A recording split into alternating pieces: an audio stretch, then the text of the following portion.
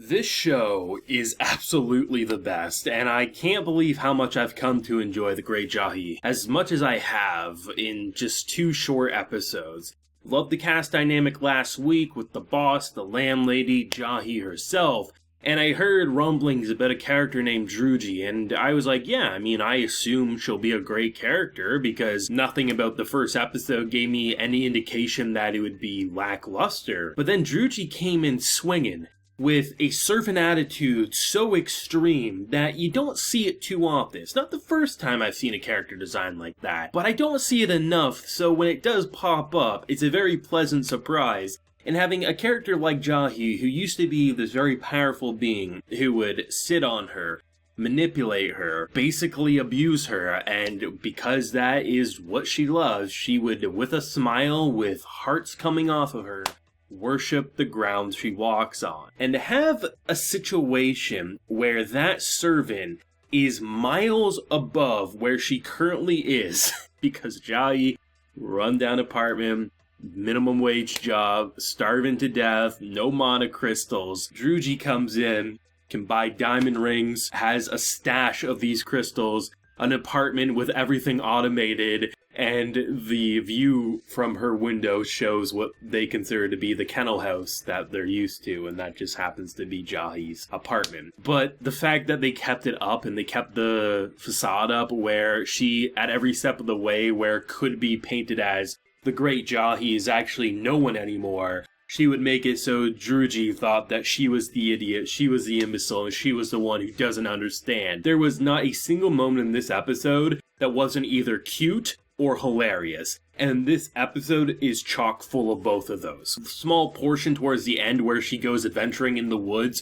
gave me a Nanan Biori feel, and then when she pretty much was shit out of luck and she was ready to die and she cradles the bird to bring it back up to the nest, it was a sweet moment to show her kind of have that soft side when no one's looking. Maybe the true version of her can really come out. And I like the idea of someone who used to be like Demon Lord status, something where you're very evil to the general eye, now is basically having to understand what humility is and having to understand that things won't just be handed to her. And even if characters like Druji will worship the ground she walks on and be oblivious to the truth of the matter that she has way more money than probably Jahy ever will, the fact of the matter is this is definitely going to be a learning experience, and it'll be interesting to see, because even though I never expect that this show will get a full adaptation, because I imagine this is the type of source material that will go on for quite some time, I would be very interested whenever the source does wrap up to see what the ending would be, because I feel like you could build up one of two ways. Either one, she goes back to where she came from, a lot more humbled and maybe not as cruel as she once was, or two, she actually grows accustomed to the human world and decides not to go back. Those are kind of like the two thought processes I have, but either way, every character has been a banger that has been introduced so far, and Druji I need to have more of. I think this is a character that I think it would be amazing to have an OVA put into her perspective to see what she's thinking, because even though she speaks out loud and she has such outlandish reasonings like, oh, she's not ordering anything, that's because she doesn't want to trust the food poisoning, but I ate it first so she can have it. Wait, back in the day she used to say I would never touch anything you ate. Like, everything about the cruelty that Jahy used to be is now coming back to bite her in the ass in her greatest time of need. The fact that she needs food more than anything, but she gets a very expensive tea set. Like, just everything about this episode was quality and passion. And to see the numerous ways that she continued to fall flat on her face, like she's trying to find these crystals. Oh, this giant apartment complex. She's literally Spider-Manning up the wall, just so happens to be Druji's apartment.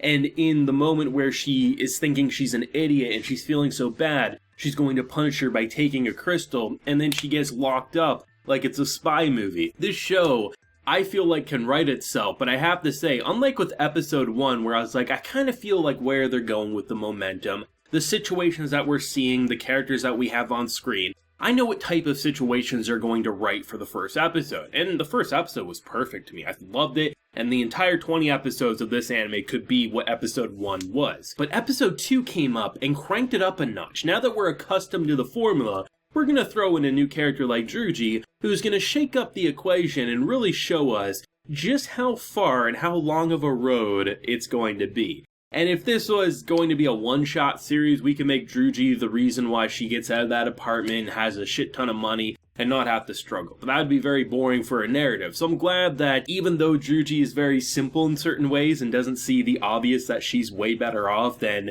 who used to be her master, I like the idea that she takes like what should be a victory for Jahy and then just uses it as like a learning experience so she doesn't get the crystals. Though I have to say that crystal she found at the end of the episode was pretty massive. I was surprised. I thought she was just going to keep finding like little pebbles. So it'll be interesting to see how much more power that will give her. Though the fact that this big adventure like was literally in her backyard this whole time and she was ready to die. And if it wasn't for a landlady coming in and being really cute, being like, I'm not going to pay my rent, I'm not crying, you're crying. Like, this shit is absolutely adorable and so precious, and the production is just so captivating. Every time they go simple with it, or she gets beaten down, where someone like Druji in this episode gets beaten down, it's hilarious. It's just, the visuals perfectly capture it. But I'm constantly in awe by the background detail. I mean, the episode kicks off with, like, the Demon Lord realm, and it just looks so horrifyingly amazing. Honestly gave me some Irmakun vibes with how it details certain things. And then you see the beautiful scenery to the hilarious scenery, just everything about it. This is a very refined and well-polished slice of life series. That's really what it boils down to, a slice of life. While yes, there's this objective of trying to gain these crystals, I mean, just the way the situations build around the day-to-day life of the great Jahy, and now new characters like Druji, we already have the boss and landlady. This series is just getting better and better, and I'm so excited to see more. I imagine at some point in the near future, Druji is going to end up in her apartment and she's going to say, wow, I really worship you because, you know, you want to see what it's like to live like the dogs back home because that will make you tougher. Like, the way her mind can find a logical reason from her point of view on why the shitty circumstance for her master is actually this brilliant learning point. It's never going to get old, I feel like. And if she ever does, like, fully find out, I feel like it'll be Jahy fully admitting to that fact, saying, like, I've been lying and, like, using it as a learning experience, but I doubt that will come anytime soon. It'll be interesting to see. The first thing she finally has for her apartment is teacups and tea plates, and, it'll be interesting to see, because even though she gained a giant crystal in this episode, she spent so much money for her adventure pouch that she lost, and it just so happened she didn't need it to begin with because the goddamn bird nest was right there. Yes, the bird did take her crystal, so she might not have never found it to begin with. That big crystal is probably there all along, and that's pretty fantastic. I mean, this show was massively hyped up by source readers for, I feel like, a year at this point. At least the beginning of this year, I saw a lot of buzz around this show, and I knew I was going to love it. I knew it was going to be a standout in summer. I just never thought I would, in just 2 weeks, saying that it's one of my personal favorite, I think, comedy series that I've seen all year. And sure, shit could crash and burn, things could change. I doubt it given the hype around the source and clearly the production not letting up. I feel like this is going to be one of 2021's best, and I know some people like to say that this season isn't that packed, so shows like these are definitely needed. This season, I think, is definitely just as packed as any others, but it doesn't change the fact that a show like this is always a welcome surprise, and more anime that's great, the better, you know.